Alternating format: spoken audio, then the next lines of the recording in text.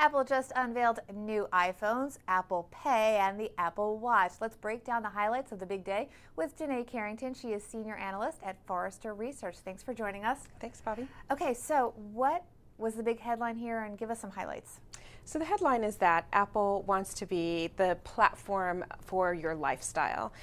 They launched the new iPhone, iPhone 6 and iPhone Plus, that have a variety of features, including larger display, better camera, better battery life, and more performance.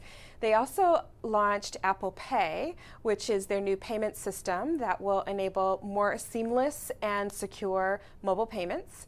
And of course, Apple Watch, which everyone has really been anticipating as well, that also integrates with Apple Pay. So Apple's been under a lot of pressure to kind of step it up in terms of innovation. Did what we heard today move the needle? I think it did. I think Apple certainly is coming up to par relative to many of the aspects of the new iPhone. But in line with traditional Apple history, they are certainly poised to transform the mobile payments landscape and certainly redefine the wearables category with Apple Watch. All right, let's pick up on payments, because that was an area that got a lot of enthusiasm. The stock popped when they started talking about it. Tell me about Apple Pay and what people were so excited about there. Sure. So I think the fact that Apple has incorporated near-field communications into the phone, or NFC, it was widely rumored that they were, but it has been actually for the last several Apple releases, so it's finally here.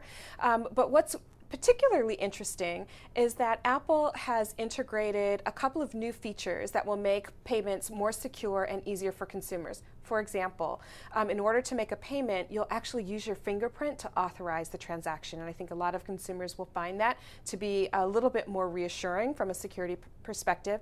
And also, your payment credentials don't actually go to the merchant. So there's a new security code that is generated for every transaction, and your payment credentials stay secure and not passed through the system in the way that they are today with traditional card payments. And finally, Apple has really done a great job with creating an ecosystem that I think will help move the market forward. Now, payments is your specialty. You follow so many companies that have been working to get into this space with limited success, Yes. at best, in most cases. Will Apple do better than those have failed, that have failed so far? Yes, so I do think Apple absolutely will fare better than many of those that have sort of gone by the wayside or certainly had to sort of rethink their entire strategy. And there are a couple of important reasons why. Certainly, the embedded base of consumers with roughly 800 million cards on file through the iTunes platform that they already have. The partnerships with both networks and issuers to create this sort of digitized card experience. That is something that no other wallet experience has done to date. And then finally, and most importantly, I think, Apple has a really great host of partners from a merchant acceptance perspective. They have leading brands across all of the categories that are really beginning to ignite with mobile payments, from dining, retail, quick service restaurants, and grocery and drug. And so I think that having very large national partners will certainly put them in a great position to move the market. And it also creates an interesting dynamic because they get access to a whole lot of data that they didn't have access to before. That's true, although it's a bit unclear exactly what data they'll have access to. Apple made a point of talking about, of pointing out that they won't know where you're shopping, they won't know how much you spent, and the retailer won't have your name or your payment number. So what is unclear is exactly what pieces of data they are keeping. And historically, Apple has been fairly limited in terms of the distribution of data across partners. And so I think more to come on the data aspect there. And just quickly, I want to touch on the watch and the iPhones. The watch, $349, is that a niche product? You like it. You might want to get one, you said.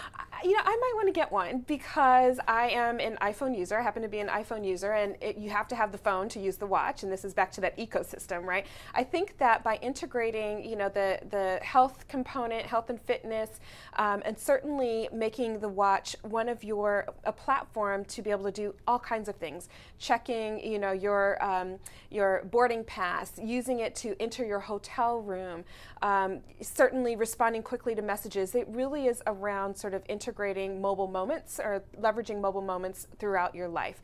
And so I do think that makes it a compelling product, but it is priced high in my opinion, and it is, as with most Apple products, a bit of a niche product. And lower priced are the new iPhone 6s. Just quickly, your thought on those. Is there anything remarkable about these besides the size, which we were expecting, and they're kind of behind the curve on that one anyway? They're behind the curve on the size.